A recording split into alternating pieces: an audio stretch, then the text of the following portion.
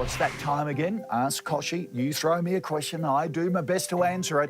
This week, a business got in touch asking for a cash flow solution. To help, I called in one of the experts from NAB. Hi, I'm Emma. And I'm Sheree, and we own Lil Emms, an Australian-made and designed swimwear and intimates label.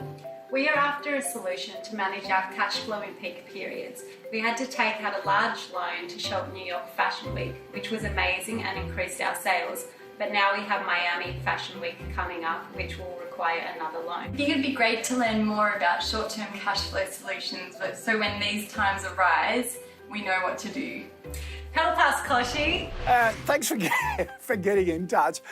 Look, understanding cash flow is key to running a successful small business, and it sounds like you've done a lot of things right so far. Hey, Leigh O'Neill from NAB is here to give us some more helpful tips on cash flow. So important, Leigh, isn't it, to make sure they get to another fashion week? Over to you. Yeah, absolutely, Kochie. Cash flow is critical. Thanks for your question, Emma and Sheree. As a start, can I suggest you jump onto NAB website and access our cash flow improvement calculator tool. It can help visualise key indicators of performance to help you make adjustments in key areas where you need to.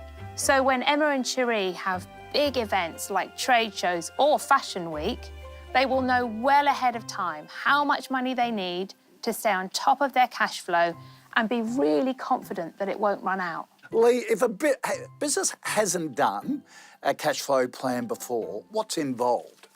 The first step is to estimate the likely sales for each week or month. Emma and Sheree can use their previous sales history and the last couple of years to get a good idea of the level of weekly or monthly sales they can expect. It's unlikely business sales will be entirely consistent, especially in an industry like fashion. So including seasonal patterns and one-off events like trade shows or like that amazing trip to Fashion Week are really important. But what happens, Leigh, if a business sells on credit terms, like 30 days to pay? Great question, Kochie, and it's really important when you estimate what you expect to receive, you consider this time of payment for your sales. If you're operating a cash sales business, forecasting is easy because the payment occurs instantly. But if you operate on credit terms, like Lil and Em, the business do, the girls will need to factor in a likely delay. If you give customers 30 days to pay, like Lil and Em, they can expect to receive payment between 1 and 2 months later. So obviously important to track when the money's coming in, but then the other side of it is going out too. Yeah, and that is really important, to keep a track of your expenses and your outflows, Kochie.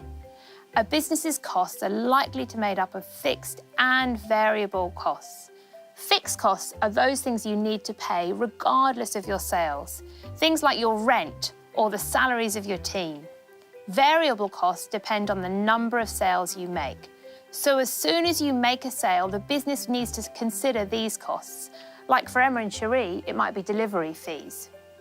So have a look at your annual expenses like accounting fees and business taxes, and also take those into account as you think about your outflows.